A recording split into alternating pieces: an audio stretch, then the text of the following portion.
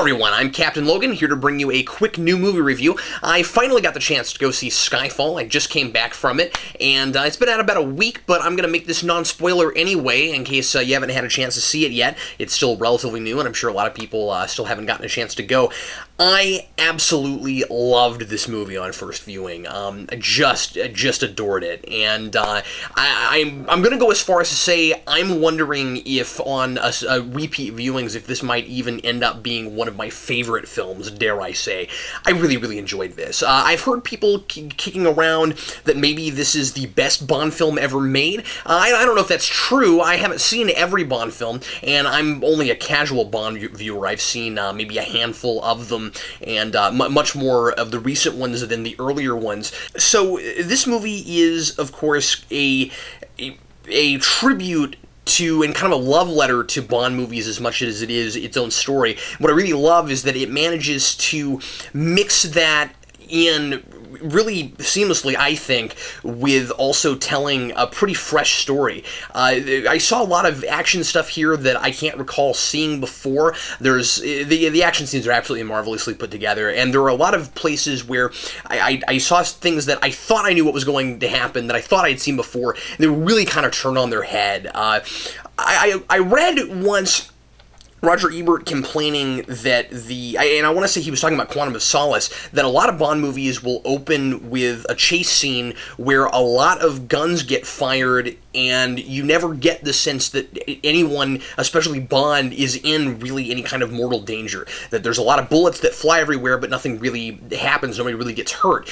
And without giving anything away, I will say that that is not true in this film. The stakes feel very high a lot of the time, and I will say that a lot of the plot is about M putting agents in danger, maybe unnecessarily. And a lot of this movie is about how MI6 is kind of an old-fashioned idea, and I think it's kind of interesting with like Avengers and the superhero films that we had over the summer. The idea of these old-fashioned notions, as Nick Fury said in that film, these franchises that have gone on for a long time, or in the case of that film, just the idea of Avengers, the idea that we're making a movie that's based on an old idea, you know, that started in the 60s.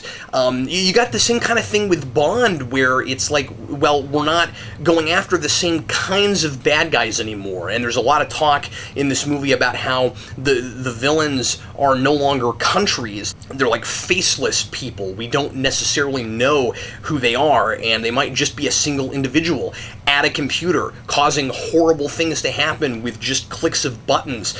And I think the message of this movie is very much, the more things change, the more they stay the same.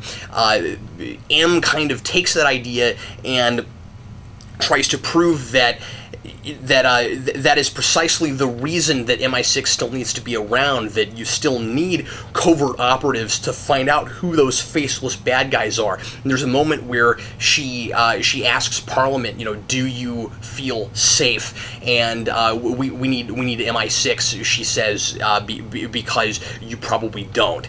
And I really like that. A lot of this movie thematically is the old versus the new, and I think that's really appropriate given that this is the 50th anniversary Bond movie, and that Bond is dealing with being, Daniel Craig's Bond here is dealing with being an older Bond, having done this for a while, and also there's this idea that it's more complicated than just old versus new, that there are pros and cons to both, and there's one scene in particular that's kind of the old Bond versus the new Q. Having an older person doesn't necessarily mean that you have wisdom, but having a younger person doesn't necessarily mean that you have ingenuity and innovation, and that there's pros and cons to both. I really like that.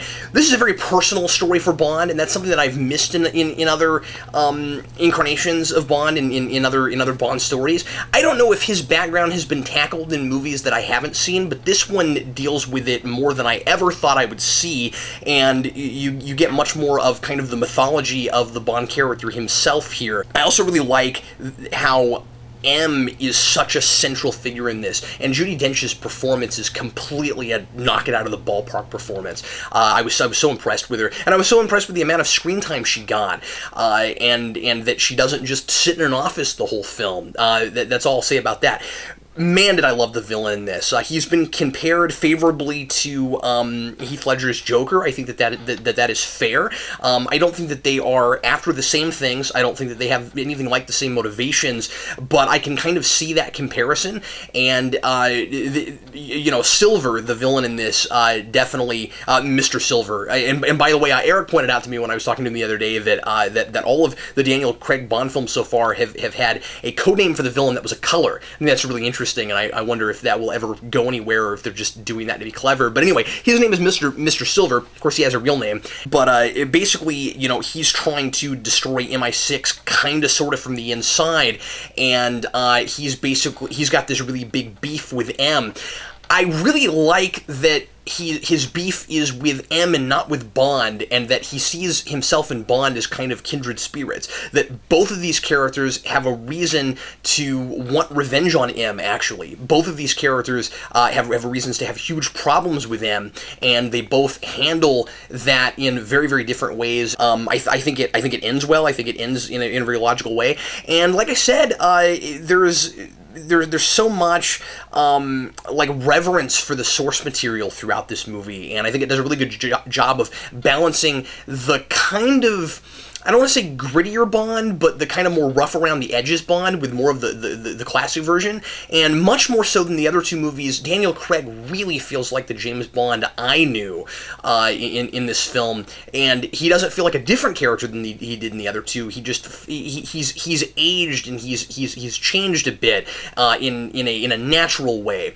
And man, I enjoyed that. There's a lot of moments of really subtle comedy in this. These great moments of levity in the middle of some pretty heavy stuff, and it's not dark for the sake of dark, and like I said, it's got these really nice light moments. From the very beginning, I found myself kind of grinning ear to ear at this movie, and it's not because I'm a big Bond fan. It's like, this movie, as I was watching it, was kind of turning me into one. Like I said, it's got these great callbacks, and one of them is the opening title sequence, which is one of the coolest opening title sequences I think I've ever seen.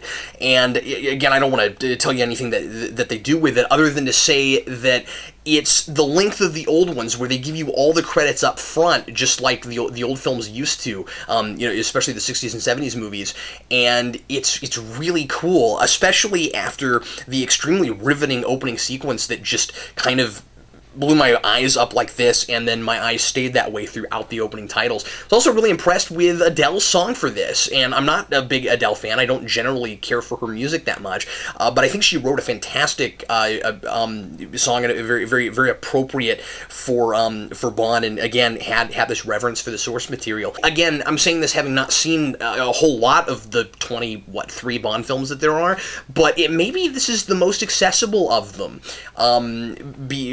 to a general audience, because I felt like there was a lot there for the older Bond fans, but then it wasn't difficult at all to watch it without knowing a great deal about the character. And it's a really good action film. It's a really good ride, and it's got a very charismatic villain along with a fairly charismatic Bond. So anyway, I give this film highest of marks. Really, really enjoyed this on first viewing, and like I said, there's every chance on repeat viewings I might consider this one of my favorite movies. I think it's a really memorable film. Well, anyway, thanks very much for watching. If you saw the film, I'd love to hear what you thought about it in the comments below, and hopefully I'll bring you another new movie review very soon. There's a lot of stuff out right now that I want to go see, and I will try to make that happen.